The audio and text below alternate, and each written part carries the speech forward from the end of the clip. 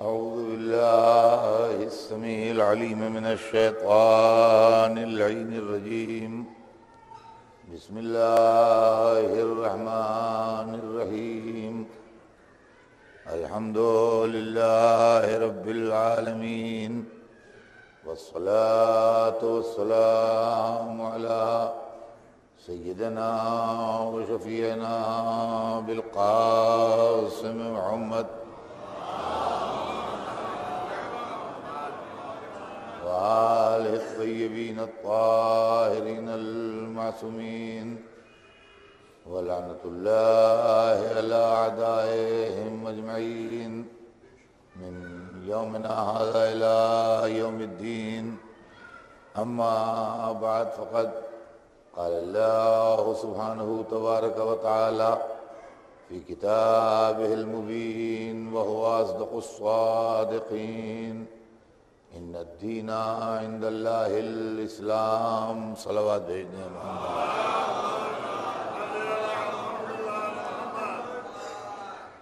ارشاد اقدس جناب رب العزت ہے کہ یقیناً دین اللہ کے نزدیک اسلام ہے. عزیزان گرامی، اسلام وہ دین ہے جو حضرت آدم سے لے کے سرور کائنات تک مسلسل ہے. یعنی ہم نے اپنی اصطلاحوں میں یہ کہا کہ یہ یہودی ہیں، یہ عیسائی ہیں، یہ مسلمان ہیں، تو عام طور سے سننے والے کے لیے دماغ میں یہ تاثر پیدا ہوتا ہے کہ یہ الگ الگ دین ہیں. یہودی مذہب الگ ہے، عیسائی مذہب الگ ہے، اسلام الگ ہے، اور دنیا میں جو دوسرے مذہب ہیں وہ الگ ہیں. مذہب الگ الگ نہیں ہے، دین الگ الگ نہیں ہے، دین ایک ہی ہے. ان الدین عند اللہ الاسلام، اللہ کے نزدیک دین اسلام ہے. اب الگ الگ اس لیے نظر آ رہے ہیں کہ ہر نبی کے بعد لوگوں نے دین میں ترمیم کی اور اپنے مطلب کے مطابق دین کی شکل کو بگاڑا اور بدلا. جب دوسرا رہبر آیا تو اس نے پھر اس کو صحیح شکل میں لا کے رکھا. تو کچھ لوگوں کے پاس وہ بگڑی ہوئی شکل میں جو دین تھا، تو نیا دین جو پرانی شکل والا آیا وہ دیکھنے میں ایک دوسرے سے الگ الگ دکھائی دینے لگے. چونکہ دیکھنے میں ایک دوسرے سے الگ الگ دکھائی دینے لگے، اس لیے لوگوں نے کہا کہ اس دین میں یہ ہے، اس دین میں یہ ہے، یہ دین یوں ہے، یہ دین یوں ہے. ورنہ حضرت آدم سے لے کے سرور کائنات تک جتنے رہبروں کے نام ہمیں معلوم ہیں یا جتنے رہبروں کے نام ہمیں نہیں معلوم ہیں، ہمیں جن رہبروں کے نام معلوم ہیں اور جن کا تذکرہ قرآن میں ہے ان کا ماننا ہم پر واجب ہے. اگر ہم ان کو نہیں مانیں گے تو مسلمان نہ رہیں گے. جیسے حضرت آدم، جناب نوح، جناب موسیٰ و عیسیٰ، جناب داؤد، جناب سلیمان، جناب یونس، جناب یعقوب، یہ جتنے پیغمبر ہیں ان سب پیغمبروں کا بحیثیت پیغمبر کے ماننا ہم پر فرض ہے، اس لیے کہ قرآن نے ان کی پیغمبری پر مہر لگائی ہے. تو اگر ہم ان کو پیغمبر نہ مانیں گے تو ہم نے قرآن کے خلاف کیا، اور جب قرآن کے خلاف کریں گے تو ہم اسلام سے خارج ہو جائیں گے. تو ایک تو سلسلہ یہ ہے پیغمبروں کا. دوسرے رہبر ہیں کچھ اور، گوتم بدھ ہیں یا اور بہت سے جو دیوی دیوتاؤں کے نام سے مذہبی رہبر مشہور ہیں. ان کے متعلق پرانے زمانے کی باتیں ہیں. ہم یہ نہیں معلوم ہمیں کہ یہ رہبر اصلی تھے کہ ان میں کچھ اصلی تھے کچھ نقلی تھے. اس لیے کہ مذہب کی تاریخ میں ہم یہ دیکھے ہوئے ہیں کہ نقلی بھی رہبر بنتے ہیں، لہذا ہو سکتا ہے کہ یہ سانحے پہلے بھی ہوئے ہوں. تو اب اس کے واسطے ہم کو یہ بتایا گیا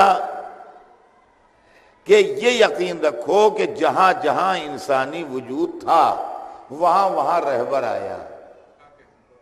چنانچہ قرآن مجید میں صاف آیت موجود ہے کہ انما انت منذر ولکل قوم ہاد، آپ ڈرانے والے ہیں اور اللہ نے ہر قوم کے لیے ایک ہادی بھیجا ہے. تو جہاں انسانیت کا وجود تھا وہاں وہاں رہبر آئے.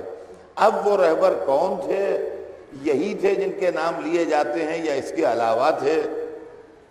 تو اس کے لیے ہم کو یہ بتایا گیا کہ تم ان کو برا نہ کہو، اس لیے کہ اگر اچھے ہوں اور ہم برا کہیں تو ٹھیک نہیں ہے۔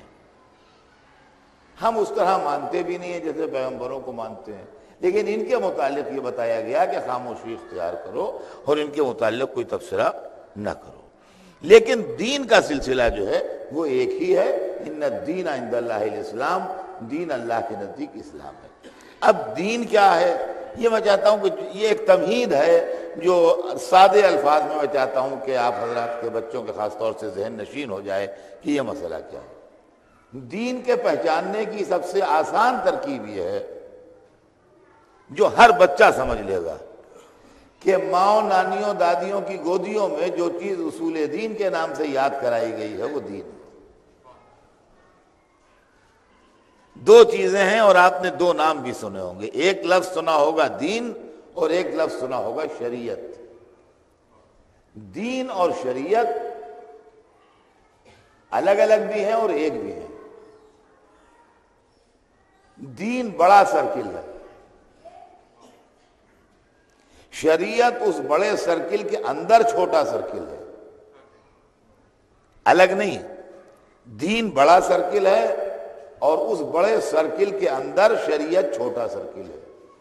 جیسے ہندوستان بڑا سرکل ہے اور ہندوستان کے اندر یوپی چھوٹا سرکل ہے، تو یوپی ہندوستان سے باہر نہیں ہے، ہندوستان کے اندر ہے، مگر کچھ قاعدے قانون ایسے ہیں جو یوپی میں ہیں، بہار میں نہیں ہیں۔ کچھ قاعدے قانون ایسے ہیں جو بہار میں ہیں، بنگال میں نہیں ہیں۔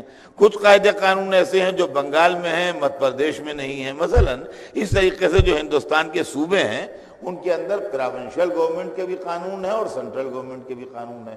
اب سینٹرل گورنمنٹ کے جو قانون ہیں وہ سارے ہندوستان میں لاگو ہوں گے، اور پراونشل گورنمنٹ کے جو قانون ہیں وہ اسی حد تک لاگو ہوں گے جس حد تک اس پراونس کی حدیں ہیں، اور جہاں سے اس کی حدیں ختم ہو جائیں گی وہ قانون لاگو نہیں ہوں گے۔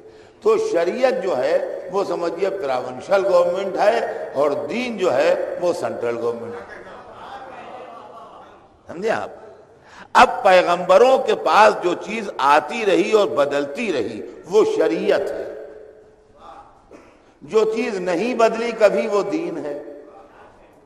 اب شریعت اور دین کو سمجھنے کے لیے بچوں کے لیے جو کبھی نہ بھولیں، ایک آسان مثال یہ ہے کہ جو چیزیں اصول دین میں یاد کرائی گئی ہیں وہ دین ہے، اور جو فروع دین میں بتائی گئی ہیں وہ شریعت ہے۔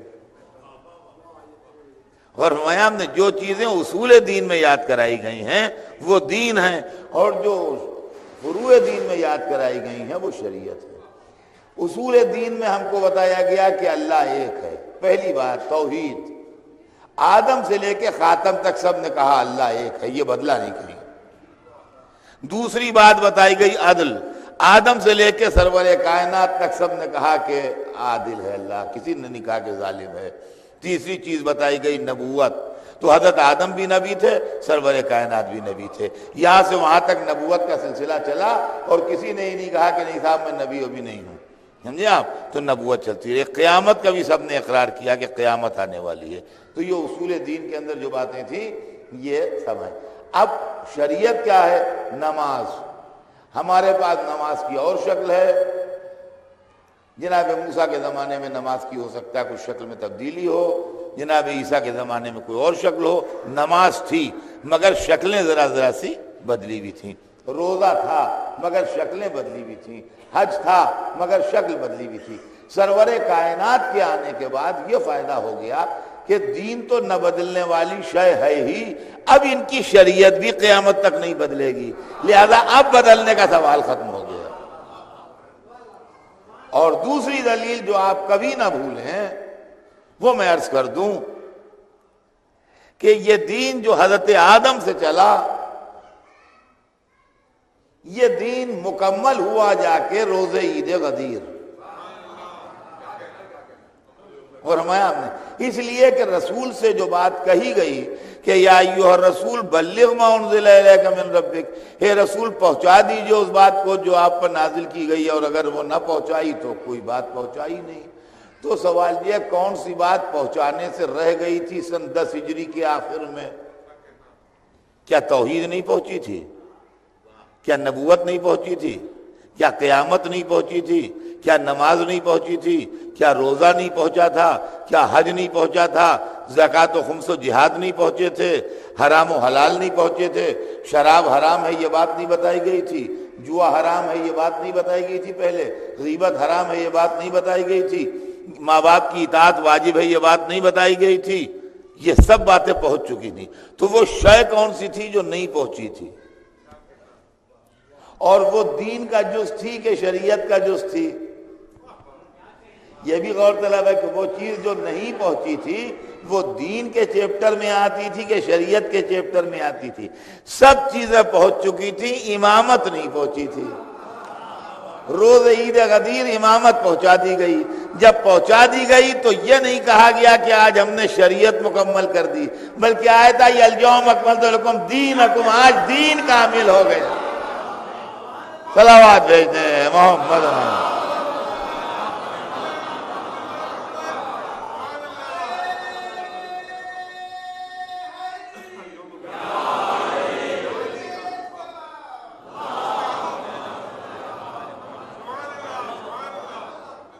تو اب یہ ایک چھوٹی سی تمہید ذہن میں رہے کہ ایک ہے دین اور ایک ہے شریعت، اور ان دونوں کے مجموعے کو ہم مذہب کہتے ہیں. یہ دونوں چیزوں کا مجموعہ جو ہے اس کو اسلام کہتے ہیں، اور اس کے اوپر عمل کیا جاتا ہے. کچھ چیزیں مانی جاتی ہیں، جو چیز دین ہے وہ مانی جاتی ہے، اور جو چیز شریعت ہے اس کے اوپر عمل کیا جاتا ہے. اور ہم نے دین عقیدہ ہے اور شریعت جو ہے وہ عمل ہے.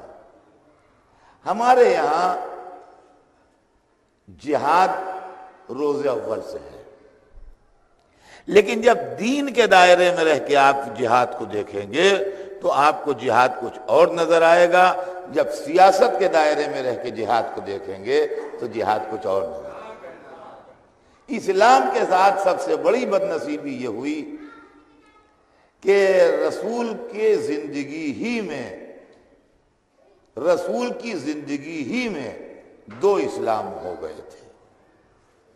بعد وفات رسول نہیں، رسول کی زندگی ہی میں دو اسلام ہو گئے تھے. اور یہ چیز قرآن پاک سے ثابت ہے. کچھ لوگ وہ تھے جو دل سے مسلمان ہوئے تھے اور کچھ لوگ وہ تھے جو زبان سے مسلمان ہوئے تھے. تو رسول کی زندگی میں دو طرح کے مسلمان مسجد میں آ کے بیٹھتے تھے، رسول کے پیچھے نمازیں پڑھتے تھے، رسول کی دستبوسی کرتے تھے. کچھ دل سے مسلمان تھے اور کچھ بظاہر مسلمان تھے. قرآن مجید کے اندر اس کی متعدد آیتیں موجود ہیں اور بہت وضاحت کے ساتھ کہہ دیا گیا ہے کہ یہ لوگ جو آتے ہیں آپ کے پاس اور آن کے کہتے ہیں کہ ہم گواہی دیتے ہیں، قالوا نشہد انک رسول اللہ، کہتے ہیں کہ ہم گواہی دیتے ہیں کہ آپ اللہ کے رسول ہیں. یہ وہی ظاہر والوں کے لیے آیت ہے، واللہ یعلم انک رسول اللہ، اللہ جانتا ہے کہ آپ اس کے رسول ہیں، لیکن واللہ یعلم ان المنافقین لکاذبون، لیکن اللہ یہ بھی جانتا ہے کہ منافق جھوٹ بول رہے ہیں. یعنی یہ جو آپ کے پاس آن کے کہہ رہے ہیں کہ ہم آپ کو رسول مانتے ہیں اور ہم آپ پر ایمان لائے ہیں، یہ دل سے نہیں کہہ رہے ہیں، یہ زبان سے کہہ رہے ہیں.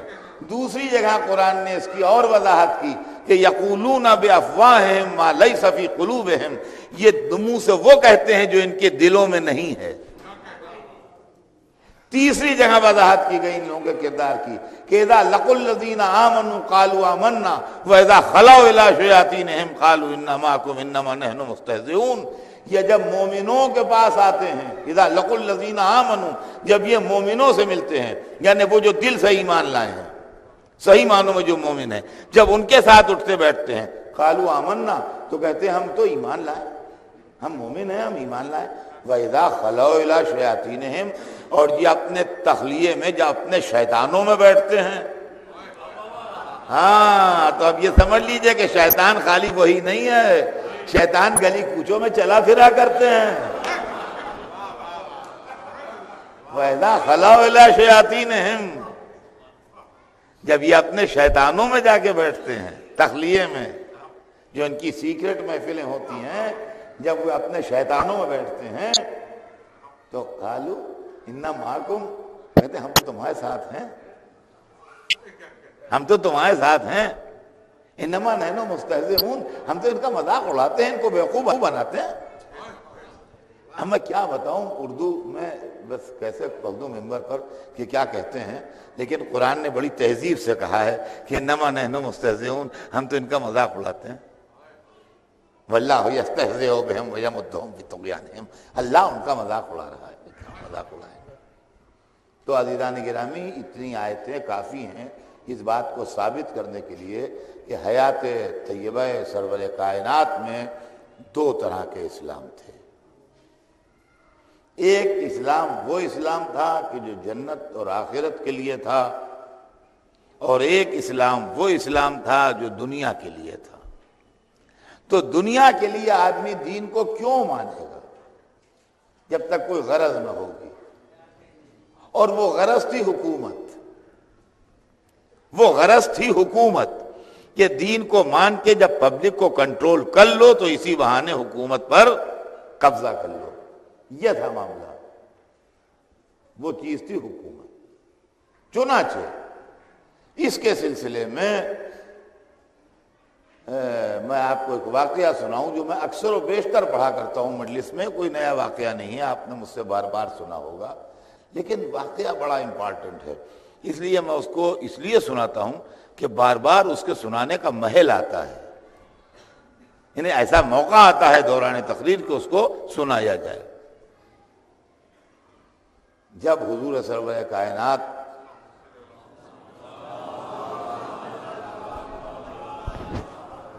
دس ہزار مسلمانوں کا لشکر لے کے مکے کو فتح کرنے کے لیے تشریف لائے، تو جب حضور کا لشکر مکے پہنچا تو عصر کا وقت تھا۔ جب مکے کے بیرونی علاقے میں لشکر اسلام پہنچا ہے تو عصر کا وقت تھا، شام ہونے کے والی تھی، تھوڑی دیر میں شام ہو جاتی۔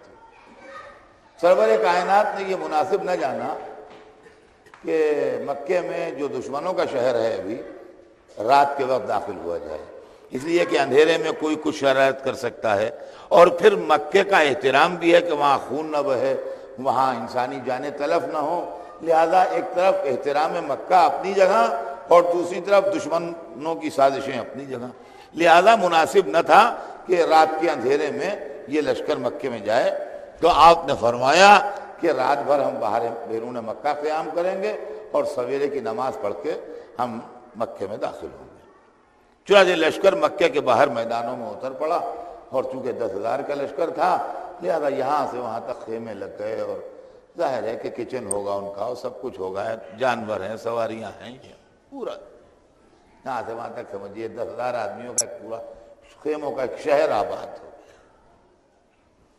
اس موقع پر تاریخ اس لیے لکھ گئی کہ تاریخ حرکت وہاں کرتی ہے جہاں اہل بیت انوالو ہوتے ہیں۔ دھوکے میں لکھ جاتے ہیں بہت سے معاملے، ہم پکڑ لاتے ہیں۔ تو چونکہ اس میں فار اگینسٹ میں کوئی اہل بیت کا تعلق نہیں تھا، لہذا مورخ جھونک میں لکھ گئے، ہم نے اس سے اپنا مطلب نکال لیا۔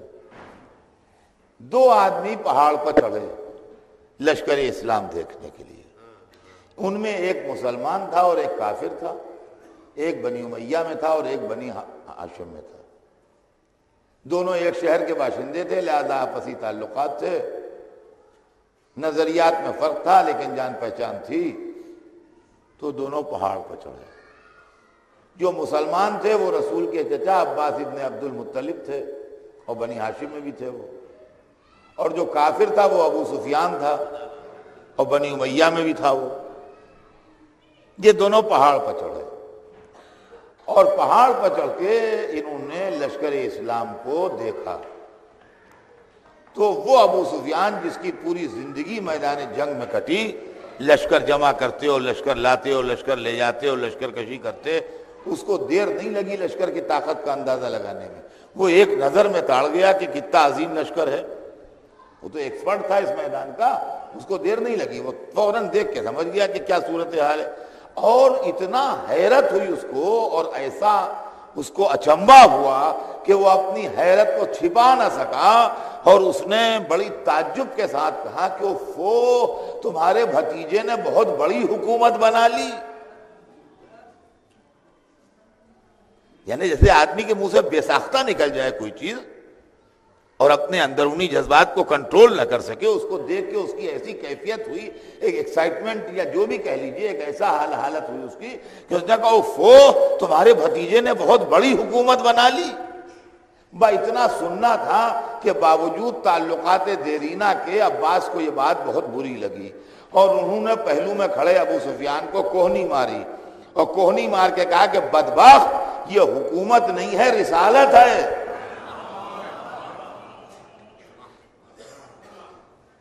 واقعہ تو یہاں پر لکھ کے مورخ ختم کر دیتا ہے، اس کے آگے نہیں لکھتا کچھ، کہ یہ بھی اس فتح مکہ کے شام کے قریب جس کے سویرے فتح مکہ ہوئی ہے یہ واقعہ ہوا، یہ واقعہ تو لکھ دیا مورخ نے اور یہیں پر چیپٹر کلوز کر دیا کہ انہوں نے کوہنی ماری اور کوہنی مار کے کہا کہ بدبخت یہ حکومت نہیں ہے، یہ رسالت ہے۔ لیکن ہم نے جو اس سے نتیجہ نکالا وہ یہ کہ ابھی تک سب خیریت ہے، لشکر اسلام کو دیکھ کے مسلمان کہہ رہا ہے کہ یہ حکومت ہے، کافر کہہ رہا ہے کہ مسلمان کہہ رہا ہے یہ رسالت ہے اور کافر کہہ رہا ہے یہ حکومت ہے۔ دو الگ الگ نظریے ہیں، الگ الگ فرقے ہیں، چونکہ فرقے الگ الگ ہیں لہذا خیالات الگ الگ ہیں۔ آج اگر کوئی نان مسلم کہے کہ ہم مسجد کو احترام کی نظر سے نہیں دیکھتے، اس کی کوئی اہمیت نہیں ہے، تو ہمیں کوئی پریشانی نہیں ہے، وہ یہ کہے گا، اس سے کوئی ہمارے اوپر اثر نہیں پڑتا، اس لیے کہ نظریے الگ ہیں، مذہب الگ ہیں، خیالات الگ ہیں، لہذا اس کی نظر میں مسجد کی کوئی امپورٹنس نہیں ہے تو نہیں ہے، وہ تو کافر ہے، وہ تو کہے گا۔ لیکن آپ یہ کہنے لگے تو بڑی پریشانی کی بات ہے، پھر مسجدوں کی زندگی خطرے میں ہے۔ دیکھیں یہی مسئلہ ہے کہ آج کوئی وہابی کہے کہ آزاداری کی ہم اہمیت نہیں سمجھتے، ہمیں کوئی پریشانی نہیں ہے، وہ تو کہے گا، لیکن اپنے گھر سے آواز آئے کہ آزاداری کی اہمیت کم ہے،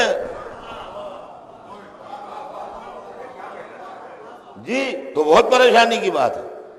تو رات تک سب خیریت تھی، جو لشکر اسلام کو دیکھ کے حکومت کہہ رہا تھا وہ کافر تھا اور جو رسالت کہہ رہا تھا وہ مسلمان تھا۔ سویرے غضب یہ ہوا کہ سیاسی مصلحتوں سے اپنی جان بچانے کے لیے یہ ابو سفیان بھی کلمہ پڑھ کے مسلمان ہو گیا۔ اب مشکل یہ ہو گئی کہ مسلمانوں ہی میں دو طرح کے لوگ ہو گئے، ایک اسلام کو حکومت سمجھنے والا، ایک اسلام کو رسالت سمجھنے والا۔ فرمایا ہم نے مسلمانوں میں دو طرح کے لوگ ہو گئے، تو جو رسالت سمجھتے ہیں وہ تو رسالت سمجھتے رہیں گے، لیکن جب کوئی شخص کسی چیز کو حکومت سمجھتا ہے تو حکومت حاصل کرنے کے لیے ایڑی چوٹی کا زور بھی لگاتا ہے۔ اور یہی ہوا کہ وہ ابو سفیان جو حکومت سمجھ کے اسلام میں شامل ہوا تھا، بعد میں پہلا اقتدار جو ہے وہ اسی کی نسل کو ملا اسلام میں۔ تو عزیزان گرامی یہ تمہید میں نے آپ کو اس لیے سنائی کہ اسلام دو ہے، ایک اسلام وہ ہے جو حکومت والا اسلام ہے اور ایک اسلام وہ ہے جو رسالت والا اسلام ہے۔ لہذا اسلام کے ہر فلسفے کو اس اینگل سے دیکھنا پڑے گا کہ یہ حکومت والی لائن سے آیا ہے کہ رسالت والی لائن سے آیا ہے، چاہے توحید ہو، چاہے عدل ہو، چاہے نبوت ہو، چاہے امامت ہو، چاہے قیامت ہو، اور چاہے نماز ہو، چاہے روزہ ہو، چاہے حج ہو، چاہے زکوٰۃ ہو، چاہے خمس ہو، چاہے جہاد ہو، ہر ایک کو اس اینگل سے دیکھنا پڑے گا کہ یہ کس لائن سے آ رہا ہے۔ اگر حکومت والی لائن سے آ رہا ہے تو پولیٹیکل ہے، یہ اسلام نہیں ہے، اگر مذہب والی لائن سے آ رہا ہے تو صحیح ہے اور قابل قبول ہے۔ تو عزیزان گرامی اور چیزوں سے مجھے بحث نہیں، میرا موضوع جو جہاد اسلامی ہے، کیونکہ آج کل تھوڑے عرصے سے لفظ جہاد بہت زیادہ بدنام ہو رہا ہے اور مسلمانوں میں ایک بہکا ہوا طبقہ ایسا پیدا ہو گیا ہے کہ جو لفظ جہاد کو ایسے بے تکے معنوں میں استعمال کر رہا ہے کہ جس سے اسلام اور مسلمانوں کا، یعنی اسلام تو نہیں، مسلمانوں کا سر شرم سے جھک جاتا ہے اور وہ اپنے خیال میں بڑے اچھے مسلمان ہیں یا خدمت دین کر رہے ہیں۔ جو جہادی تنظیمیں ہیں وہ نمازیوں کو مار مار کے کون سے اسلام کی خدمت کر رہے ہیں؟ ابھی آپ نے اخباروں میں پڑھا ہوگا کہ 2 دن پہلے بقرعید میں ایک مسجد میں بم پھٹا اور 50 نمازی اس کے اندر جاں بحق ہو گئے۔ اچھا، یہ کسی کافر دیش میں ہوا نہیں کہ جو کہا جائے بھائی کافروں کی دست اندازی کی وجہ سے یہ ہوا، خالص اسلامی ملک کے قلب میں یہ واقعہ ہوا۔ اور اصل معاملہ یہ ہے کہ اصل میں شروع سے اگر راستہ بند کر دیجئے تو آگے تک نہیں بڑھتا ہے معاملہ، اور اگر شروع سے راستہ آپ نے نہیں بند کیا ہے تو بات آگے تک چلی جاتی ہے۔ لڑکا جب ابتدا میں بگڑے تو وہیں پر کنٹرول کر لیجئے، ورنہ پھر آگے کنٹرول ہونا مشکل ہوگا۔ آج سے چند برس پہلے اسی ملک میں امام باڑوں میں بم پھٹ رہے تھے اور فائرنگ ہو رہی تھی، اس وقت سارا عالم اسلام چپ تھا۔ ہم بول رہے تھے کہ حسین سے راستہ خدا تک جاتا ہے، اب وہ راستے پر آپ نے روکا نہیں، اب وہ مسجد تک پہنچ گئے۔ صلوات بھیجتے ہیں محمد۔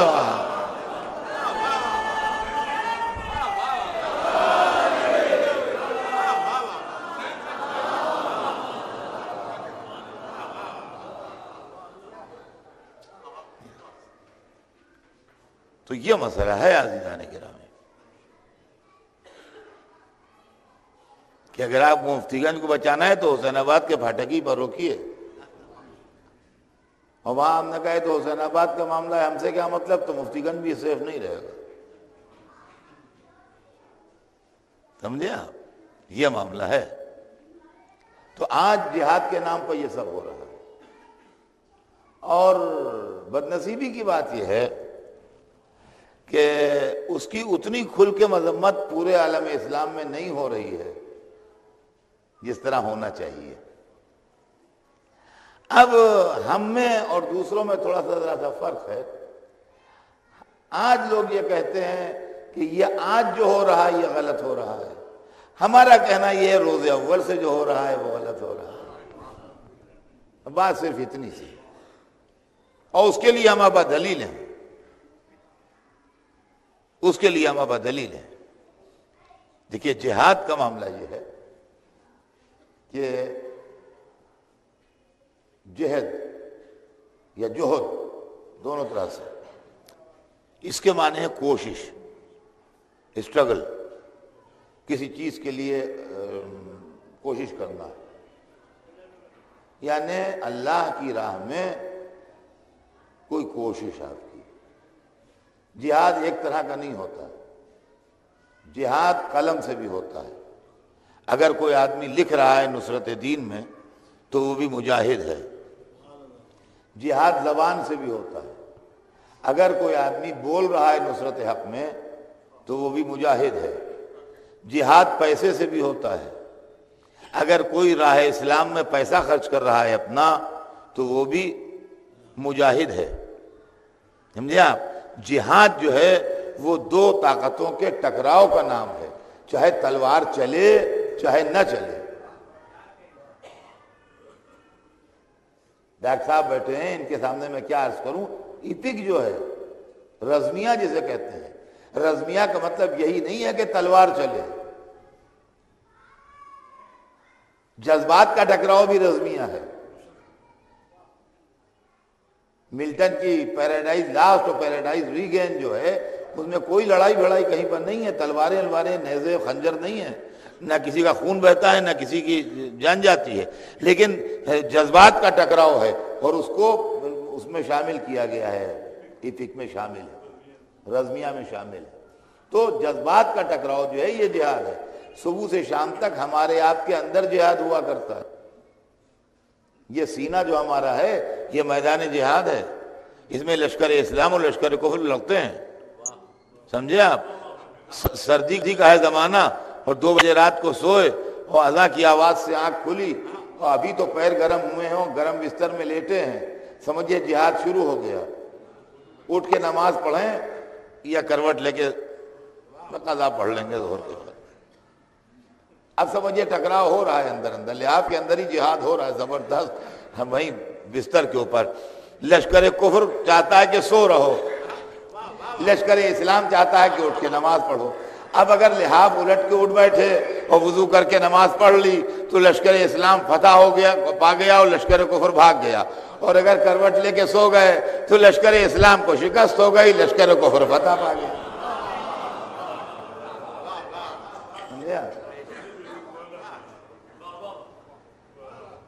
خیر اب تو بن گیا یہ امام باڑہ، لیکن مثلا جیسے بن رہا تھا، ہمیں 10 بوری سیمنٹ دے دیں، ارے پھر دے دیں گے،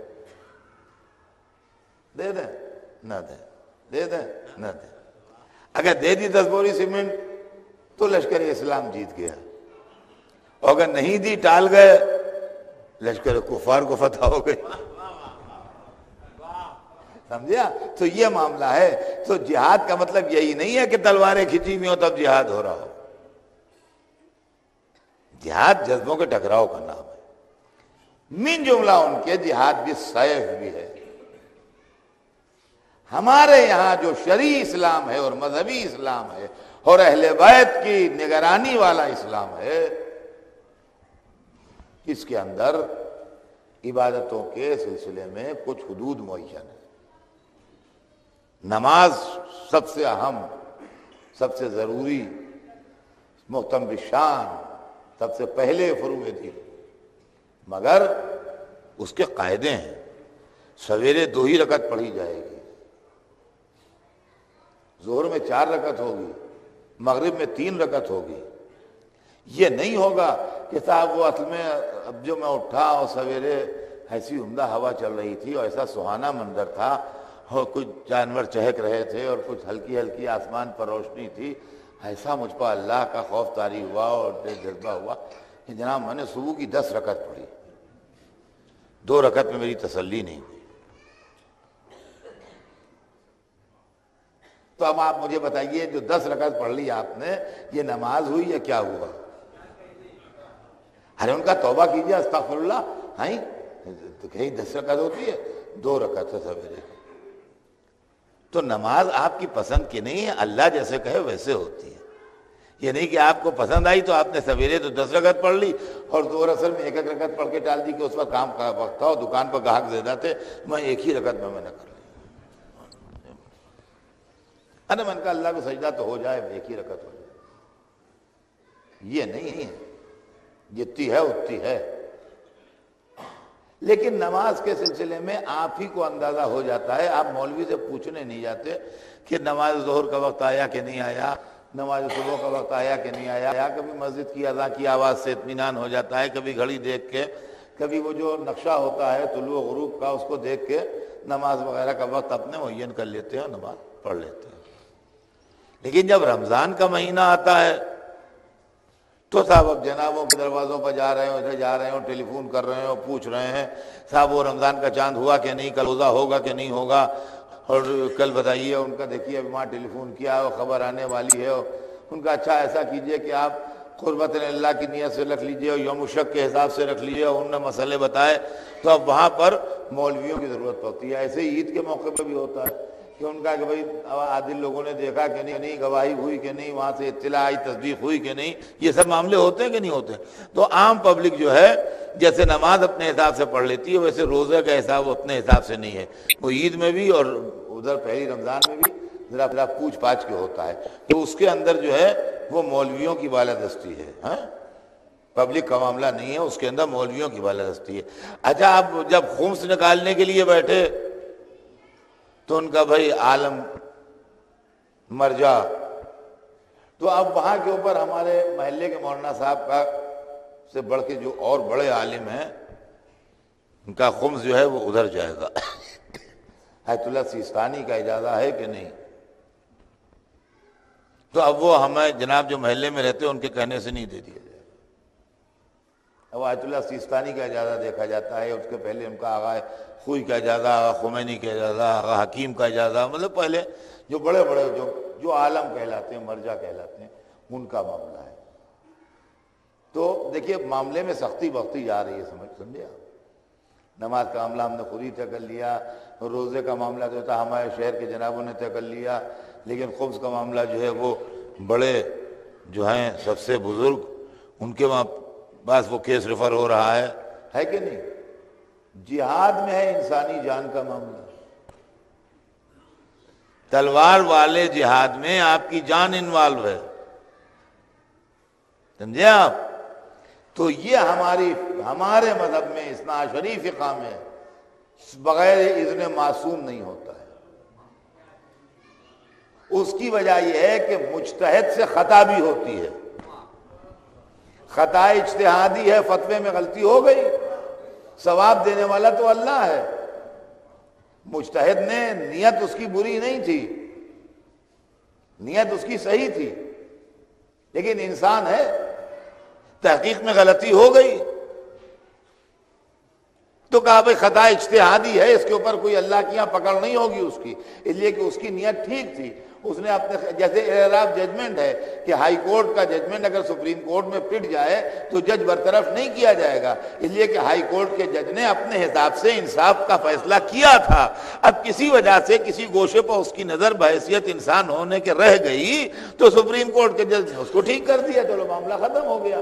لیکن اس کا مطلب یہ نہیں ہے کہ ہائی کورٹ کا جج برطرف کر دیا جائے کہ آپ نے کیوں غلط، تو اس نے جان بوجھ کے غلط فیصلہ نہیں دیا تھا، اس کی نیت صحیح تھی۔ ویسے عالم سے خطا اجتہادی ہو جاتی ہے، لیکن جان بوجھ کے اس نے آپ کو گمراہ کرنے کے لیے فتویٰ نہیں دیا ہے، وہ جان بوجھ کے اس نے یہی چاہا ہے کہ آپ صحیح کام کریں، لیکن انسان ہے بیچارہ، غلطی ہو گئی تو چلیے اس کے اندر تو معاملہ ٹھیک ہے، بھائی چلو غلطی ہو گئی، لیکن اگر جہاد میں غلطی ہو گئی اور 200 گردنیں کٹ گئیں، لہذا جہاد کو ایسے کے حوالے کیا گیا جس سے غلطی نہ ہو۔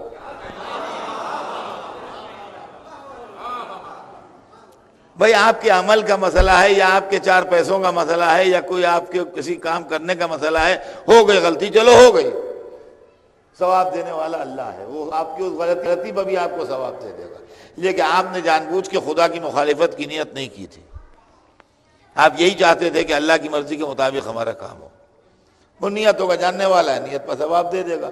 مجتہد نے بھی جان بوجھ کے آپ کو گمراہ نہیں کیا تھا، نیتوں کا جاننے والا ہے، وہ مجتہد کو بھی معاف کر دے گا، چلو ختم ہو گیا قصہ۔ لیکن اگر 200 400 500 آدمی کٹ گئے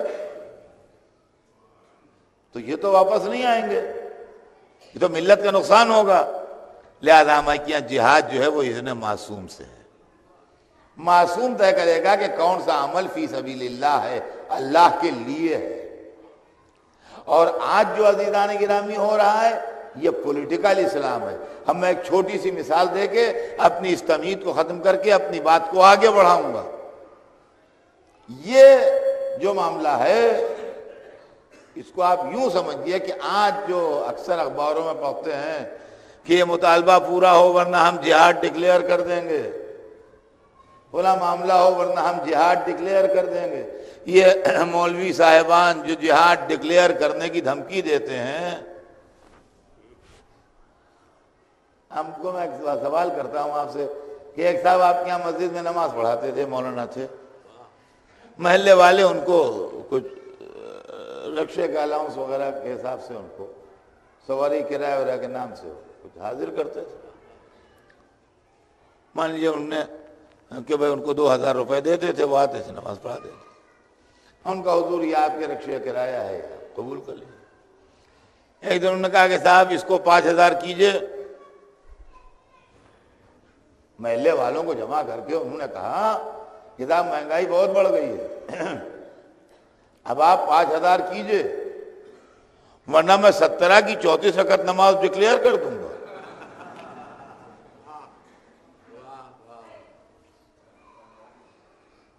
چوبیس گھنٹے میں 17 رکعت ہے نا، میں 34 رکعت ڈکلیئر کر دوں گا، اور یہ سمجھ لیجئے آپ کہ میں 2 مہینے کے روزے ڈکلیئر کر دوں گا، رمضان شوال بھگتنا پڑ جائے گا۔ آپ مجھے بتائیے کسی بھی عالم سے جا کے اسلام کے جتنے فرقے ہیں پوچھ لیجئے کہ کیا مولوی کو حق ہے کہ 34 رکعت نماز ڈکلیئر کر دے؟ کیا مولوی کو حق ہے کہ 2 دفعہ 2 مہینے کے روزے ڈکلیئر کر دے؟ کیا مولوی کو حق ہے کہ یہ کہے صاحب 2 دفعہ زندگی میں حج ڈکلیئر کر دوں گا، آپ 1 دفعہ کر کے آئے ہیں، میں کہہ دوں گا کہ زندگی میں 2 دفعہ کرنا چاہیے، پھر بڑھاپے میں بھیجوں گا آپ کو حج کرنے کے لیے۔ تو جب مولوی کو نماز ڈکلیئر کرنے کا، روزہ ڈکلیئر کرنے کا، حج ڈکلیئر کرنے کا حق نہیں ہے تو جہاد ڈکلیئر کرنے کا حق کہاں سے آ گیا ہے؟ اب غور کیجیے۔ تو عزیزان گرامی صرف اور صرف ہمارا فرقہ ایسا ہے کہ جہاد کے فلسفے کو سمجھاتا ہے کہ جہاد کا فلسفہ کیا ہے۔ ہمارے جنن بھائی ہمارے بچپن کے دوست بھی ہیں، ان سے رشتہ داری بھی ہے، اور ہم لوگ ایک ہی ایج گروپ کے ہیں۔ یہ ہمارے پیچھے بہت دنوں سے پڑے ہوئے تھے کہ 5 مجلس ہیں پڑھ دو، 5 مجلس ہیں پڑھ دو، 5 مجلس ہیں پڑھ دو۔ میں سمجھتا ہوں 5-6 برس سے پیچھے پڑے ہوئے، اور ہم ہاں ہوں کر کے ڈالا کرتے تھے۔ اب ہم نے سوچا کہ بھائی ایک دفعہ ان کی خواہش پوری کر دیں، تاکہ اصل میں ان کی خواہش جو ہے، یہ میں آپ سے بتا دوں، وہ یہ سب مضمون سننے کی نہیں ہے جو میں پڑھ رہا ہوں۔ مقصد سادی دیگر، ان کی خواہش جو ہے وہ ہے ان جہادوں کو سننے کی جس میں مولا علی نے تلوار چلائی ہے، سمجھے آپ؟ ان کی خواہش ان جہادوں کو سننے کی ہے، وہ میں پڑھوں گا، ان کی خواہش پوری کروں گا۔ لیکن ضرورت اس بات کی تھی کہ اس کو پڑھنے سے پہلے ایک تمہید قائم ہو جائے تاکہ فلسفہ جہاد اسلامی سمجھ میں آئے۔ اور جہاد کا عمل جو ہے میاں، وہ فی سبیل اللہ ہے، یعنی جب مجاہد تلوار لے کے میدان میں نکلتا ہے اللہ کی راہ میں،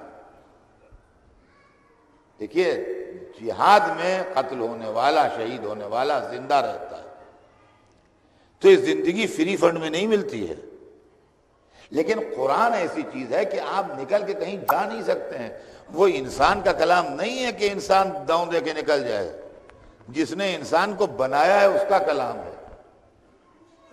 وہاں ایک لفظ ایسا رکھا ہوتا ہے کہ اس کے اندر زندگی بھر سر پٹک کے رہ جاؤ، نکلنے کا راستہ نہ ملے۔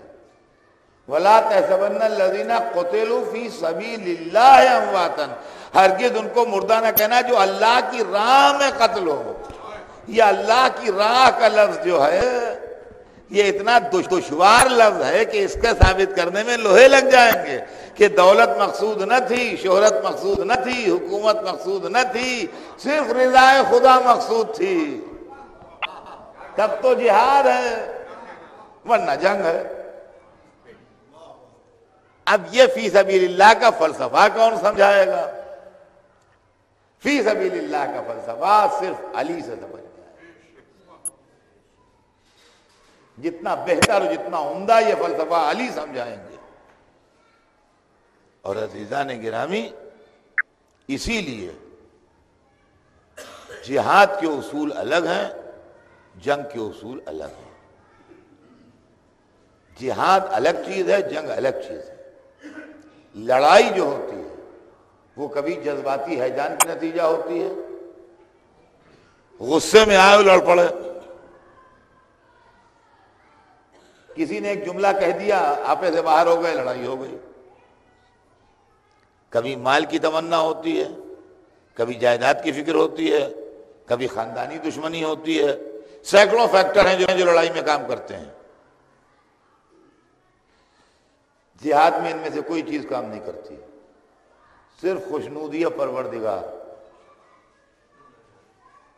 اللہ راضی ہو۔ جہاد میں اور جنگ میں فرق ہے۔ جنگ میں اپنی پوزیشن مضبوط کرنے کے لیے، اپنی جان بچانے کے لیے، اپنے کو سیف کرنے کے لیے میدان جنگ سے بڑی بڑی فوجیں پیچھے بھی ہٹتی ہیں۔ میں نے جب آنکھ کھولی اور ہوشیار ہوا تو سیکنڈ گریٹ وار کا زمانہ تھا، اور اس کے بعد پھر میں نے اس کی کتابیں بھی پڑھی اور اس کے مضمون جو چھپتے تھے اس زمانے میں، بہت چھپتے تھے ایک زمانے میں، شروع میں وہ پڑھے اور کتابیں پڑھی، تو آپ دیکھیے کہ جو لوگ لڑائی جیتے ہیں برطانیہ اور ان کے ساتھی، کتنے موقع ایسے آئے ہیں جہاں سکسیسفل ریٹریٹ کا لفظ ان کے یہاں استعمال ہوا ہے، کامیابی کے ساتھ پیچھے ہٹے، سکسیسفل ریٹریٹ، یا آپ پڑھیے تو آپ کو دکھائی دے گا سب، سکسیسفل ریٹریٹ۔ تو معلوم ہوا کہ عالمی طور پر یہ معاملہ ایکسیپٹڈ ہے کہ لڑائی میں موقع کی مناسبت سے فوجیں پیچھے بھی ہٹائی جاتی ہیں، مگر جہاد میں یہ فلسفہ نہیں ہے، اس لیے کہ جہاد کے بنیادی نظریے سے متصادم ہے۔ جہاد کا فلسفہ یہ ہے کہ مجاہد اپنی زندگی کا ہدیہ ہاتھوں پر لے کے اللہ کے سامنے پیش کرتا ہے کہ معبود یہ حاضر ہے، اگر قبول ہو جائے غازی کی حیثیت سے یا شہید کی حیثیت سے، جو تیری مرضی ہو۔ تو اب جان بچانے کا اس میں سوال نہیں ہے، جان بچے یا نہ بچے یہ تیری مرضی ہے، ہم حاضر ہیں، ہم حاضر ہیں۔ اب اس کو مثال دے دوں تو سمجھ میں آ جاتی ہے۔ دیکھیں مشکل یہ ہے کہ مثالوں سے بڑا فائدہ ہوتا ہے، اور اس سے یہ ہے کہ بچے بور بھی نہیں ہونے پاتے ہیں۔ کہ بہت عمدہ برفی بنتی ہے یہاں چوراہے کے پاس، زبردست، ایسی برفی بنتی نہیں لکھنؤ میں کہیں۔ وہ بیچارہ لے کے ڈبہ جا رہا تھا اپنے بچوں کے لیے، کہا یہاں لاؤ یہ ڈبہ ہمیں دو، 1 منٹ کے لیے دے دو۔ ان کا کیا کرو گے؟ کہا کچھ کھائیں گے نہ پیئیں گے، دے تو دو۔ کہا بات کیا ہے؟ کہا وہاں اطہر صاحب بیٹھے ہیں، ہم ان سے کہیں گے کہ ہم آپ کے لیے برفی لائے ہیں، ان کو ڈائبٹیز ہے، وہ میٹھا کھاتے نہیں ہیں، وہ شکریہ ادا کر کے واپس کر دیں گے، ہم تمہارا ڈبہ تمہیں دے دیں گے۔ وہاں جناب جب وہ ڈبہ لے کے ہمارے سامنے آیا تو پتہ نہیں ہم کس موڈ میں تھے، ہم نے ہاتھ بڑھا دیا، بس جیسے ہی ہاتھ بڑھایا بس ہی ڈبہ بند کر کے بھاگے۔ یہ ہے میدان جنگ سے بھاگنا۔ صلوات بھیجتے ہیں محمد والے۔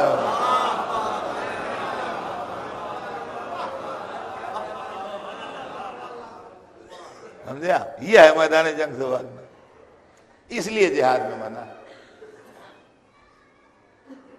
تو عزیزان گرامی، اسلام کے جہاد کو اگر سمجھنا ہے تو بادشاہوں کی لڑائیوں سے نہ سمجھیے گا، نہیں سمجھ میں آئے گا۔ وہ جہاد نہیں ہے، وہ ملک گیری کے لیے لڑائیاں ہیں۔ یہ اور بات ہے کہ مسلمان جو کام کرتا ہے اس کے اندر اللہ کو انوالو کر لیتا ہے برکت کے لیے، یہ سیاسی بینر رکھتا ہے اپنے پروٹیکشن کے لیے، یہ اپنی حفاظت کے لیے ایک بینر لگایا جاتا ہے کہ ہم نہیں بس جو کر رہے ہیں اللہ کے لیے کر رہے ہیں، اور دور دور کہیں وہاں اللہ کا نظریہ نہیں ہوتا ہے۔ تو اسلام کی تاریخ میں پہلا جہاد جو ہوا ہے، بس چند منٹ میں آج آپ کو پہلا جہاد سنا دوں، اور اس کے بعد پھر انشاءاللہ کل سناؤں گا۔ اسلام کی تاریخ میں پہلا جہاد جو ہوا ہے کھلے میدان میں، وہ بدر کا جہاد تھا۔ جنگ بدر بڑی مشہور لڑائی ہے، کافر قتل رسول کے لیے نکلے تھے، 1000 کا لشکر لے کے، 1000 کا لشکر لے کے مدینے سے چلے، مکے سے چلے، مکے سے چلے، کافر مکے میں رہتے تھے، مکے سے چلے اور مدینے کے قریب تک آ گئے۔ ایک میدان تھا مدینے سے باہر تھوڑا آگے بڑھ کے، اس میدان میں ایک کنواں تھا، کنویں کا نام بدر تھا۔ ایک میدان تھا مدینے سے تھوڑا آگے بڑھ کے، اس میدان میں ایک کنواں تھا، کنویں کا نام بدر تھا، اس لیے وہ میدان بدر کہلاتا تھا، اور اس لیے یہ جنگ بدر کہلائی۔ یا آپ تو پہلے تو یہ سمجھنا کیے کہ اس کا نام جنگ بدر ہوا کیوں؟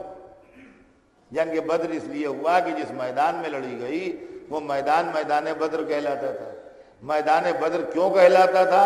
اس لیے کہلاتا تھا کہ اس میدان میں ایک کنواں تھا، اور وہ کنواں جو تھا اس کا نام بدر تھا، لہذا یہ جنگ بدر۔ یہ جنگ سن 2 ہجری میں ہوئی ہے، اور 2 ہی ہجری میں مولا علی کی شادی بھی ہوئی ہے، مگر یہ لڑائی مولا علی کی شادی سے پہلے ہوئی ہے، شادی اس کے بعد ہوئی ہے۔ اور یہ ذہن میں رہے۔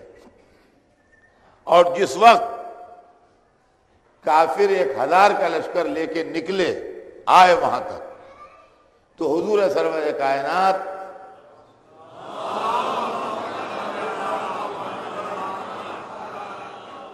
اسلام اور مسلمانوں کے دفاع کے لیے خوشنودی پروردگار میں ایک چھوٹا سا لشکر لے کے نکلے، اس لیے چھوٹا سا لشکر کہ اس سے زیادہ لوگ جمع نہیں ہو پائے، نہیں تھے، اور لشکریوں کی تعداد 313 تھی۔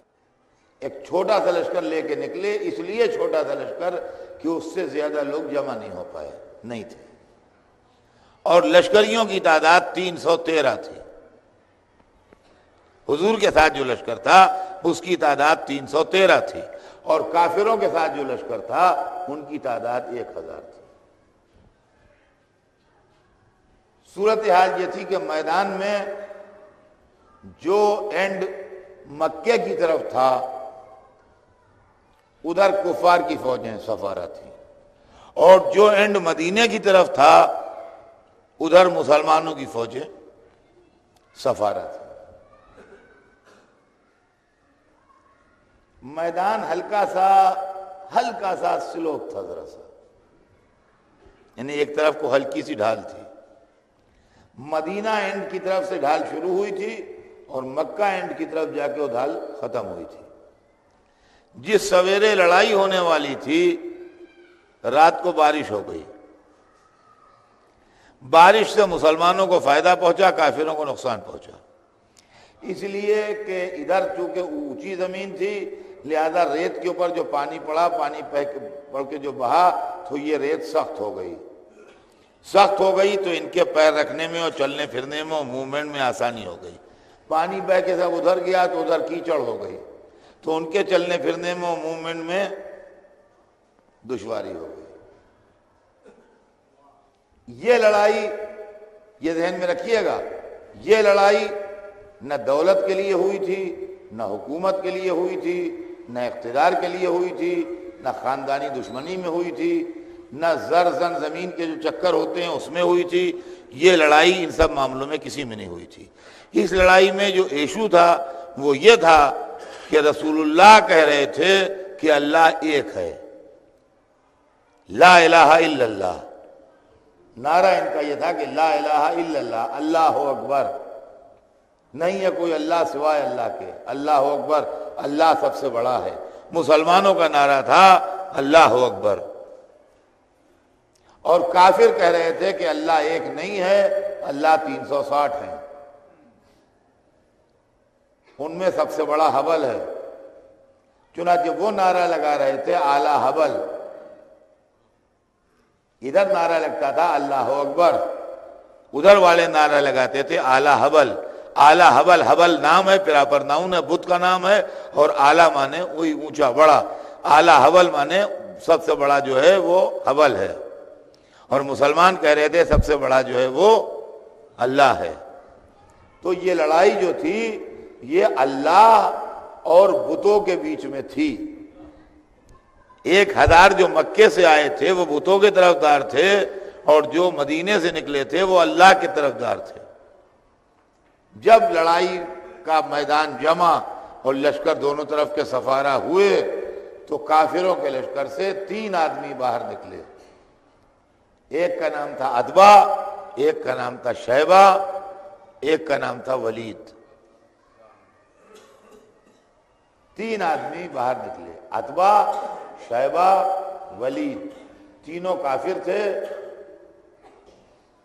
تینوں بنی امیہ تھے، اور یہ تینوں ہندا کے رشتہ دار تھے۔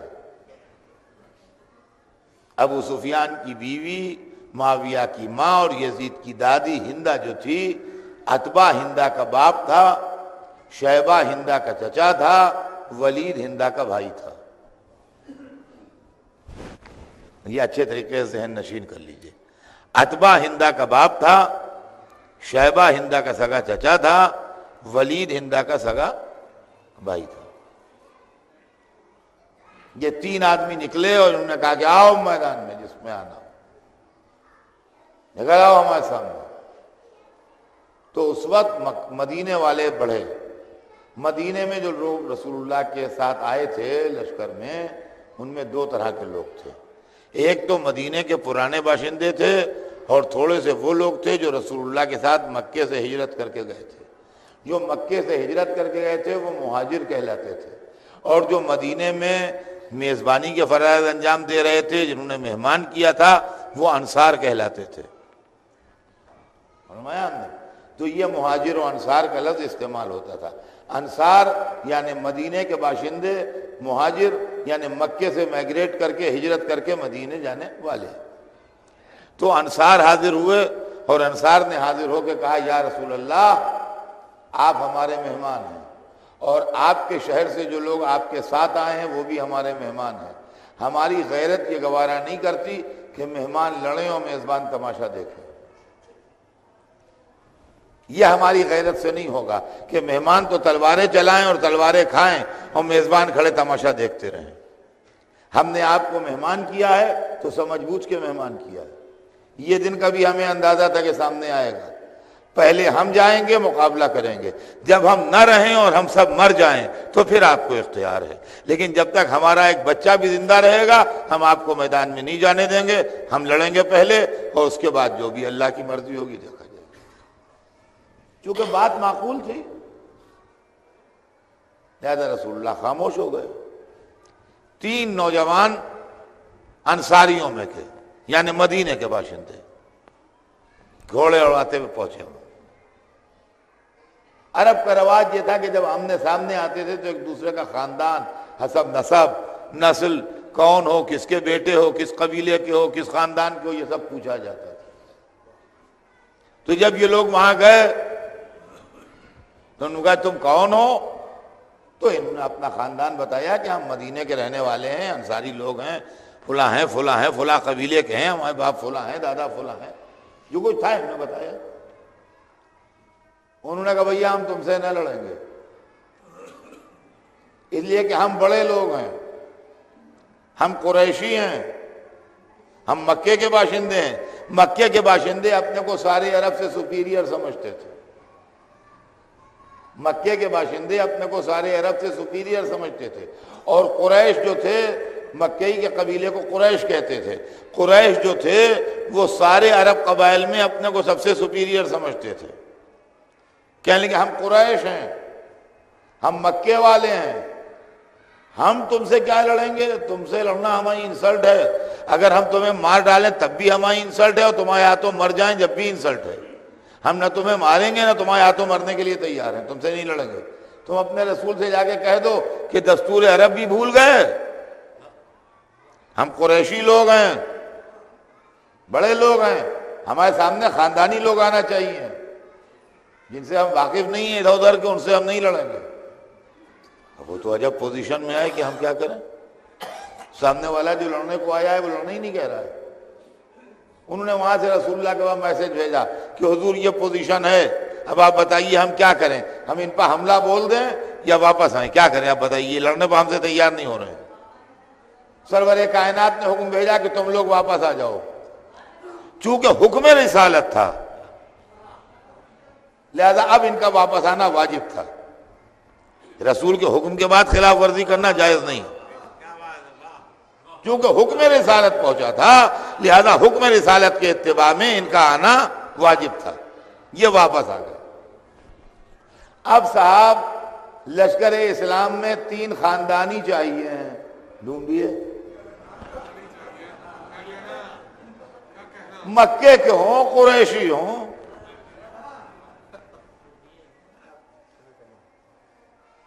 میں تو وہاں تھا نہیں مگر میرا خیال ہے کہ سناٹا کچھ ایسا بڑھا کہ رسول کے خاندان والے ہی نکلے. 3 آدمی بنی ہاشم رسول کے خاندان کے، حمزہ، عبیدہ، علی.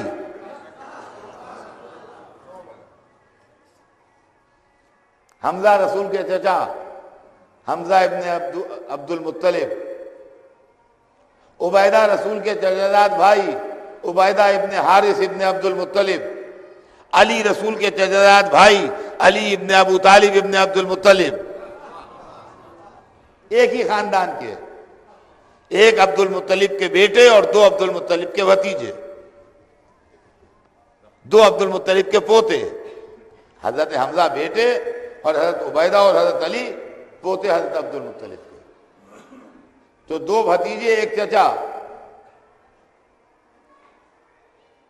یہ چلے اب ظاہر ہے کہ اس میں بزرگ حضرت حمزہ تھے، بقیہ دو ان کے بھتیجے تھے، ان بھتیجوں میں بھی حضرت عبیدہ سن میں زیادہ تھے۔ حضرت علی کی عمر شریف جو تھی وہ 24 اور 25 کے درمیان تھی، مولا علی کی عمر مبارک جو تھی وہ 24 اور 25 برس کے درمیان تھی اس وقت جب یہ لڑائی ہوئی ہے۔ 24 برس پورے ہو چکے تھے، 25ویں برس میں لگے تھے، یہ عمر مبارک تھی۔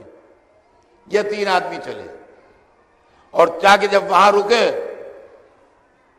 تو حمزہ نے نقاب الٹی،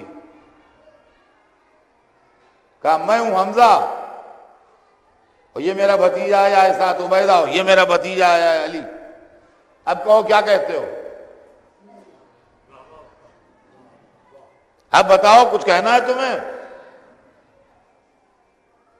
تو انہوں نے کہا نہیں، اس کا تاریخ میں جملہ لکھا ہے کہ وہ اتبا کہنے لگا، یہ کہ ادھر گروپ لیڈر اتبا تھا، سب سے بڑا وہی تھا، نے کہا ہاں تم کفو کریم ہو۔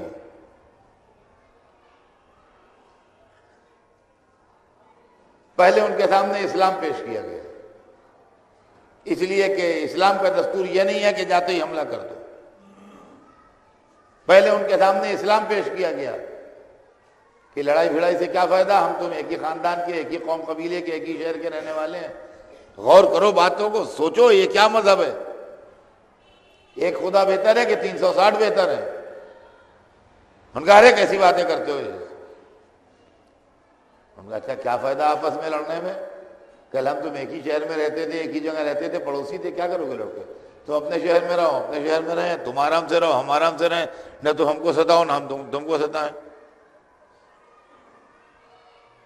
انہوں نے کہا فضول کی باتیں نہ کرو، تلوار میں جو کچھ دم ہے تو دکھاؤ۔ اب تلوار چلنا طے ہوئی تو سن و سال کے حساب سے جوڑیں بٹ گئی۔ یہ تو لڑائی میں اگر آپ نے تلوار چلاتے نہ دیکھا ہو، میں دنگل تو دیکھے ہوں گے، جوڑیں ہوتی ہیں نا، تو سن و سال کے حساب سے جوڑیں بٹ گئی۔ ادھر سب سے بڑے حمزہ تھے، ادھر اتبا تھا، تو حمزہ و اتبا کا مقابلہ ٹھہرا۔ اتبا کا چھوٹا بھائی تھا شیبہ، ادھر حضرت حمزہ سے چھوٹے حضرت عبیدہ تھے، عبیدہ اور شیبہ کی لڑائی ٹھہری، اور ادھر ینگسٹ ممبر ولید تھا، ادھر ینگسٹ ممبر اس پارٹی کے حضرت علی تھے، تو ولید و علی کا مقابلہ ٹھہرا۔ اب دونوں طرف کے لشکروں کی سانسیں رکی ہیں، ادھر سے لشکر اسلام دیکھ رہا ہے، ادھر سے لشکر کفار دیکھ رہا ہے، تین آدمی ادھر تین ادھر، تلواروں کی بجلی چمک رہی ہے اور خاک اڑ رہی ہے میدان میں۔ سب سے پہلے تاریخ لکھتی ہے جس نے اپنے حریف کو گرایا وہ علی تھے۔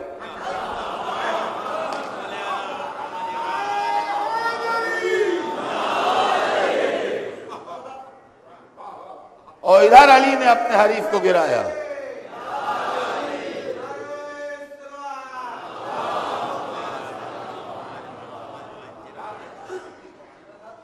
ادھر علی نے اپنے حریف کو گرایا کہ ذرا دیر نہ گزری تھی کہ حضرت حمزہ نے اپنے حریف کو گرایا۔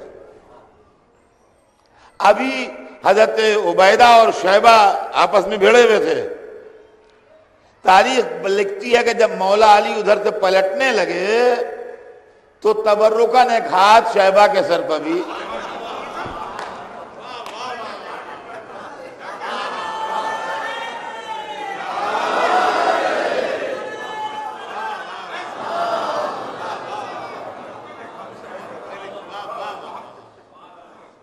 اور ایک چند منٹ کے اندر منظر یہ ہو گیا کہ وہ تین آدمی جو کھڑے اعلیٰ حول کے نعرے لگا رہے تھے، تھوڑے تھوڑے فاصلے پر میدان میں تینوں کی لاشیں پڑی ہیں، اور وہ تینوں لشکر اسلام کے لوگ جو آئے تھے وہ بخیریت کھڑے ہیں۔ حضرت عبیدہ کے پیر میں شدید زخم آیا تھا تو ان کو لے گئے لوگ، اور حضرت حمزہ بھی آگے بڑھ گئے۔ ادھر حضرت حمزہ اور حضرت عبیدہ تو میدان سے چلے گئے، ادھر ہندا کا ایک بیٹا جس کا نام حنظلہ تھا، حنظلہ ابن ابو سفیان، حنظلہ ابن ابو سفیان، یہ جوان ہو گیا تھا. اس نے جو دیکھا کہ نانا اور نانا کا بھائی اور سگا ماموں یہ تینوں کی لاشیں پڑی ہیں تو یہ آپے سے باہر ہو گیا. آپ دیکھیے میری طرف دیکھتے رہیے گا. حضرت علی کا جہاد یا ان کے واقعات نہ پڑھنا آسان ہے نہ سننا آسان ہے، اس لیے کہ یہاں گھنٹوں کا معاملہ نہیں ہے کہ ابھی نہیں تو ابھی دیکھ لیں گے. نظر جھپکی نہیں کہ منظر نظر سے غائب ہوا نہیں.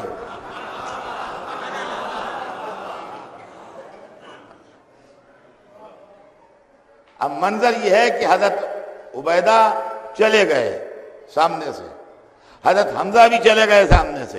علی اپنی تلوار کا خون کھڑے صاف کر رہے تھے کہ غصے میں، غم میں، جوش میں برا حال، منہ سے کف جاری.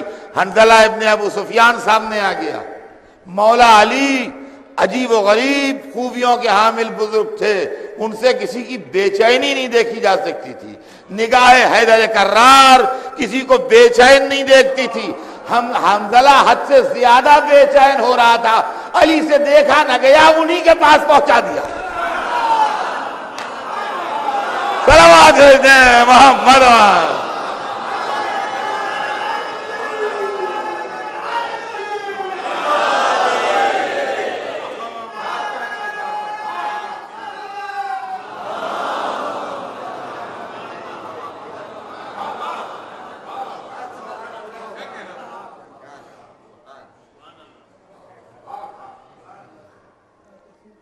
اور اب لشکر میں کسی کے نکلنے کی ہمت نہیں ہوئی. جب نکلنے کی ہمت نہیں ہوئی تو دونوں لشکر مل کے لڑنے لگے. اور مل کے لڑنے میں عزیزان گرامی ہر چیز کتاب میں لکھی نہیں جاتی. بہت سی چیزیں آدمی کی عقل بتاتی. یہ پہلا موقع تھا کہ علی میدان میں لڑ رہے تھے. اس کے پہلے ہوئے ہیں مقابلے، لیکن علی میدان میں اس طرح کبھی نہیں لڑے جیسے آج لڑ رہے ہیں. اس لیے کہ مکے میں حکم جہاد ہی نہیں تھا تو لڑتے کیسے؟ تو باقاعدہ میدان میں آج لڑ رہے ہیں. تو پہلے تو 13 برس کی دشمنیوں کا وبال اور ابال اور بخار لشکر میں ہر ایک نے علی کو تاکا. انہی کو مار لو پہلے. ادھر سے 2 بڑھے، ادھر سے 4 بڑھے، ادھر سے 6 بڑھے. اور جب بڑھے اور ایک دفعہ تلوار کی بجلی چمکی تو ایک میت ادھر پڑی تھی، ایک ادھر پڑی تھی، ایک ادھر پڑی تھی. جو ناسمجھ تھے مارے گئے، جو ہوشیار تھے کھسک گئے. اور ذرا دیر کے بعد لڑائی کا منظر بدل گیا. ذرا دیر کے بعد لڑائی کا منظر بدل گیا. اس لیے کہ اب جو لوگ لڑ رہے تھے وہ اس حساب سے لڑ رہے تھے کہ باپ بیٹے کو کونی مار کے کہتا تھا ادھر علی ہے، ادھر دیکھو ادھر دیکھو ادھر علی. اب یہ بچ کے لڑ رہے تھے کہ علی کے سامنے نہ آنا پڑے. اب یہ بچ کے لڑ رہے تھے. آخر وقت جب لڑائی آخر تک پہنچی ہے تو منظر یہ تھا کہ یہ بچ کے لڑ رہے تھے. ادھر علی نے ادھر حمزہ نے اپنے تلواروں میں اب جو تیزی پیدا کی تو ذرا دیر میں لشکر کفار کے قدم اکھڑ گئے. ان کا ایک بہت بڑا آدمی مارا گیا جس کا نام نہیں تھا، وہ ٹائٹل تھا، کفش کتیبہ. یہ پراپر ناؤن نہیں ہے، یہ عہدہ ہوتا ہے. لشکر کا سب سے بہادر آدمی جو ہوتا ہے اور لشکر کی جان جو ہوتا ہے اس کو اس زمانے میں کفش کتیبہ کہتے تھے. یہ کفش کتیبہ تلملاتا ہوا حیدر کرار کے سامنے آیا اور تاریخ بتاتی ہے کہ ایک ہی ضرب میں اس کا سر ادھر جا کے گرا. اور اسی لڑائی میں رسول کا پرانا دشمن ابو جہل بھی مارا گیا. تاریخ بتاتی ہے کہ جب 70 آدمی کافروں کے مار لیے گئے تو ان کا تال میل بھی ختم ہو گیا اور ان کے پاس جو ان کی تنظیم تھی پوری بکھر گئی اور یہ بوکھلا کے وہاں سے بھاگے. اس طرح بھاگے کہ اپنا سامان بھی چھوڑ گئے، اپنے قیدی بھی چھوڑ گئے. 1000 آدمیوں میں 70 آدمی مارے گئے، 70 آدمی پکڑے گئے. یا 70 آدمی مارے گئے، 70 آدمی پکڑے گئے، تو 70 دونی 140، 140 آدمی اس طریقے سے اس میں انوالو ہوئے، اور 1000 میں سے جب 140 مائنس کر دیجئے تو 860 آدمی جو تھے وہ بھاگے اور اپنا سامان چھوڑ کے بھاگے، جو مسلمانوں کو مال غنیمت آتا ہے۔ ادھر جب گنے گئے کشتے، جب کشتے گنے گئے تو 70 میں 35 212 نے مل کے قتل کیے تھے۔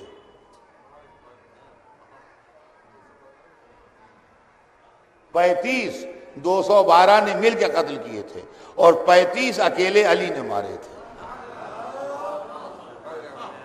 یہ 70 کشتوں کا حساب ہے کہ 35 علی کے ہاتھ کے مارے ہوئے تھے، اور 35 جو تھے وہ 212 نے مل کے مارے تھے۔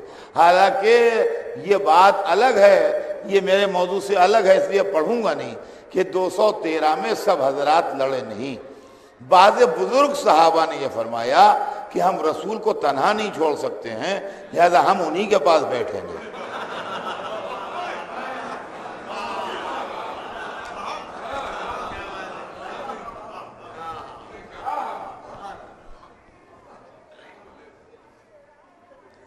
اور یہ بھی ہسٹوریکل فیکٹ ہے، جو میں پڑھ رہا ہوں ایک ایک ہر تاریخ کے اندر دکھا بھی سکتا ہوں، کوئی وہ اس میں وہ نہیں ہے کہ یوں ہی پڑھ رہے ہیں۔ پوری ذمہ داری، یہ ممبر کی ایک ذمہ داری ہوتی ہے، تو اس میں ایسے نہیں ہے کہ جو منہ میں آئے پڑھ دیجئے۔ ہاں کوئی جملہ خطابت کا ہوتا ہے، کچھ ہے تو خود ہی بتا دیتا ہوں کہ یہ کتاب میں نہیں ہے، میں عادت ہے میری، ورنہ جو ہے تو وہ ہے۔ اس لیے کہ رسول اللہ رحمت تھے، وہ میدان میں رہتے تھے مگر تلوار نہیں چلاتے تھے۔ میدان بدر میں لشکر جہاں پر تھا لشکر اسلام، اس کے کنارے پر ایک اونچا سا اسٹیج ایسا بنا دیا گیا تھا، اس کے اوپر کھجوروں کی پتیوں کا ایک شیڈ ڈال دیا گیا تھا، اس کو عریش کہا گیا، بلندی کو بنایا گیا تھا عریش۔ تو بعض بزرگان اسلام عریش ہی میں تشریف فرما رہے، اور تاریخ میں رسول اللہ کی تصویر بھی ہے اس کے اندر، کہ جب کافروں نے حملہ کیا ہے لشکر اسلام کے اوپر تو حضور سرور کائنات نے ہاتھ میں سنگریزے اٹھائے، اور سنگریزے اٹھا کے لشکر کفار کی طرف پھینکے، فرمایا شاہت الوجوہ، تمہارے منہ کالے۔ اور جب رسول نے یہ عمل کیا تو قرآن نے بعد میں اسی کو ریکارڈ کر کے پیش کیا کہ ما رمیت اذ رمیت ولکن اللہ رمی، یہ آپ نے سنگریزے نہیں پھینکے، یہ اللہ نے پھینکے ہیں۔ معلوم ہے عمل رسول کا ہوتا ہے، اللہ اپنی طرف مت صلوات بھیج دیں محمد۔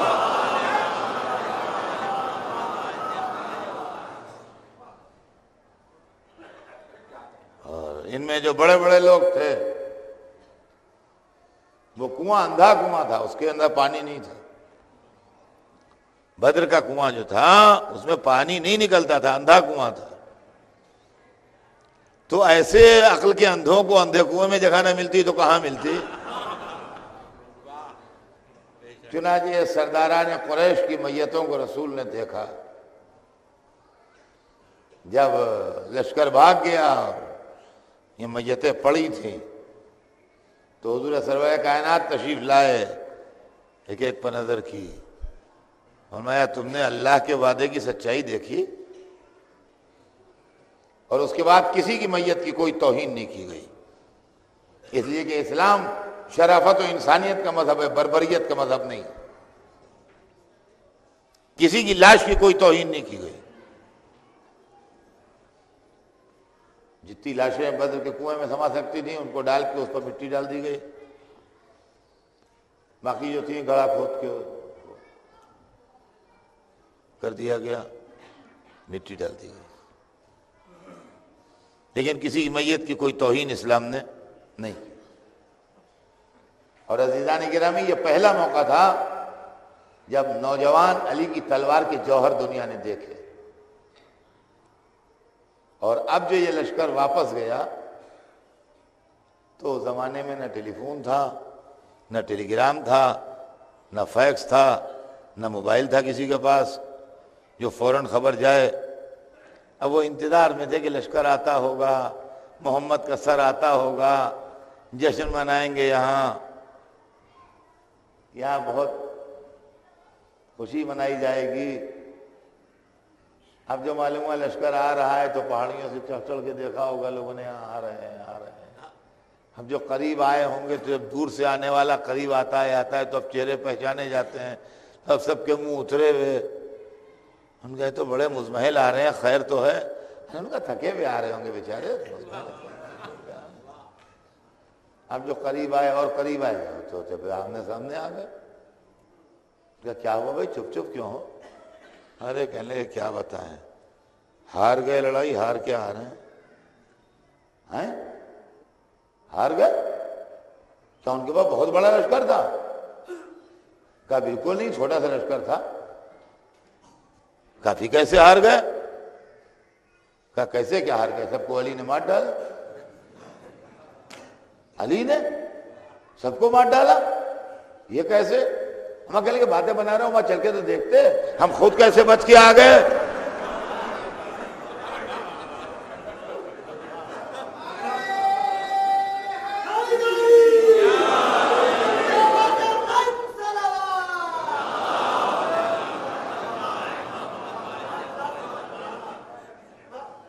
آپ اس کو غور سے سنیے.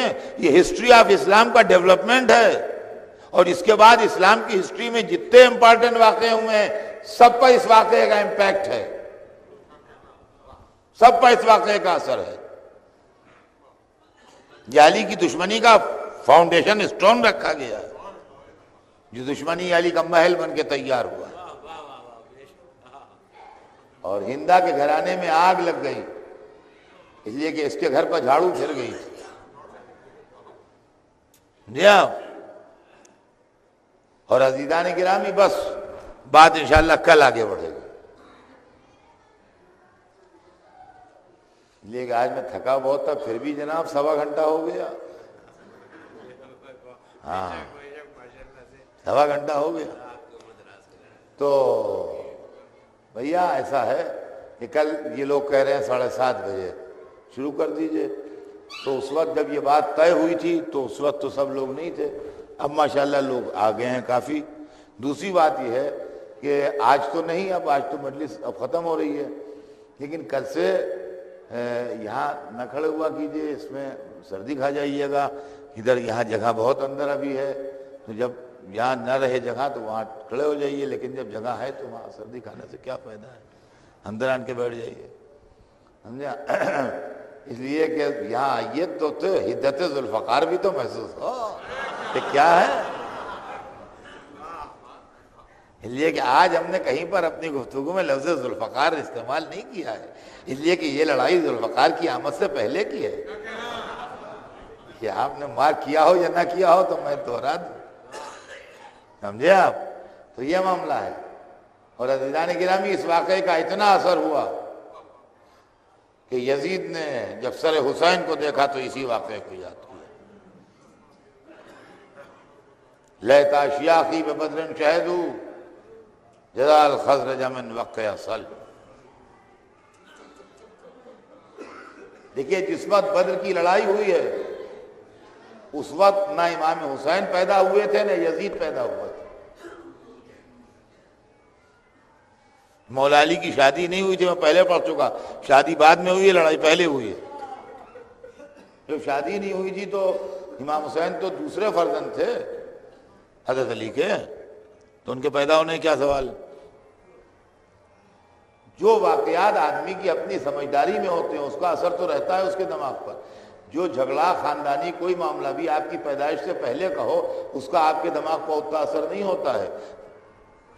پھر یزید کے دماغ پر اتنا اثر کیوں تھا اگر گھر میں ہر روز بدر کی ہائے ہائے نہیں سنتا تھا. عزیزان گرامی، یہی وہ نقطہ ہے کہ اگر مسلمان سمجھ لیں تو ہر مسئلہ حل ہو جائے، اور یزید کو رحمت اللہ علیہ کہنا چھوڑ دیں. جی آج بھی اس صدی میں بھی ابھی ایسے لوگ موجود ہیں جو یزید کو رحمت اللہ علیہ بھی کہتے ہیں اور مبلغ اسلام بھی ہیں. مبلغ اسلام بھی ہیں اور یزید رحمت اللہ علیہ بھی. وہ کہتا ہے لیتا شیاخی بے بدر شہدو، کاش میرے بدر والے زندہ ہوتے، یہ منظر دیکھ کے خوش ہوتے. کیا اس کے بعد بھی یزید مسلمان ہے؟ کیا اس کے بعد بھی اس کے اوپر اسلام یعنی اسلام سے اس کا تعلق برقرار رہے گا اور ختم نہیں ہو جائے گا؟ یہ دوہری پالیسی عالم اسلام کی کیسی ہے کہ ہم ماتم کر لیں، تعزیہ اٹھا لیں تو اسلام سے خارج ہو جائیں، یزید وہی سے انکار کر دے، بدر کے کشتوں کو یاد کرے، تب بھی مسلمان کا مسلمان ہی رہے گا. بدر کی لڑائی خدا و صنم کے بیچ میں ہوئی تھی. مسلمانوں کا نام نہاد خلیفہ صنم کے نام پر مارے جانے والوں کو یاد کر رہا ہے، اور جنہوں نے خدا کے نام کے اوپر سر کاٹے تھے ان سے انتقام کی بات سوچ رہا ہے. اس کے بعد بھی اسلام کی تاریخ سمجھ میں نہ آئی. عزیزان گرامی، یہ ہے کربلا کی لڑائی انجام ہے، بدر کی لڑائی آغاز ہے. اس لیے کہ قرآن میں ہے کہ اللہ کی راہ میں یا قتل کر دیں یا قتل ہو جائیں. اس وقت آغاز اسلام تھا، اگر اللہ کی راہ میں قتل ہو جاتے تو دین کو نقصان پہنچ جاتا، لہذا اس وقت قتل کر کے دین کو بچایا، اور کربلا تک آتے آتے قتل ہو کے دین کو بچایا. بدر میں قتل کر کے دین کو بچایا، کربلا میں قتل ہو کے دین کو بچایا. اور خدا کی قسم،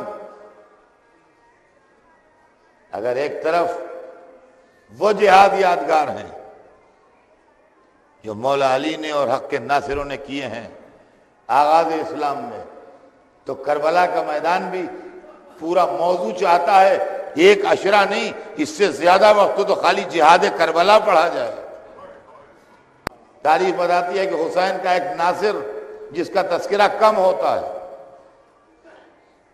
یہ آج پہلی مجلس ہے اس لیے تذکرہ کر رہا ہوں، حسین کا ایک ناصر جس کا تذکرہ کم ہوتا ہے. ہو سکتا ہے بعض نوجوانوں کو نام بھی نہ معلوم ہو.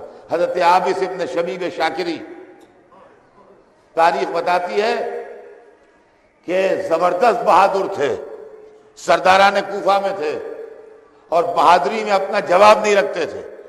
جس وقت نصرت حسین میں لڑنے کے لیے نکلے تو یزید کے لشکر میں شور تھا، ھذا اسد الاسود، ھذا ابن شبیب، بھاگو بھاگو، یہ شیروں کا شیر ہے، یہ پسر شبیب ہے. حضرت عابس ابن شبیب شاکری نے تلوار چلائی ہے. تاریخ بتاتی ہے کہ جدھر گزر جاتے تھے لاشوں کے انبار لگ جاتے تھے، جدھر گزر جاتے تھے لاشوں کے انبار لگ جاتے تھے. تلوار چلاتے جاتے تھے اور نصرت حسین کرتے جاتے تھے اور سر گرتے جاتے تھے اور یزید کے لشکر میں ابتری پھیلتی جاتی تھی.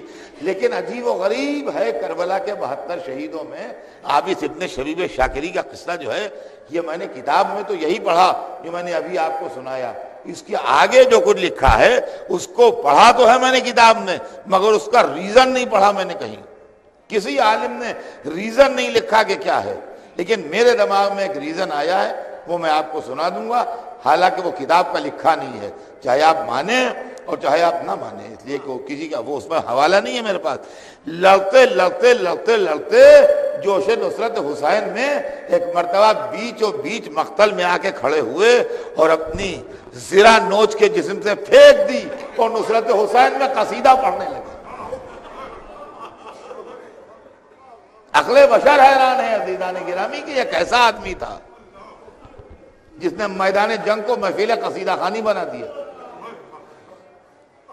تاریخ نے اتنا لکھا ہے، یہ تو میں آپ کو کتاب میں دکھا سکتا ہوں کہ جناب عابس نے اپنی زرہ اتار کے جسم سے پھینک دی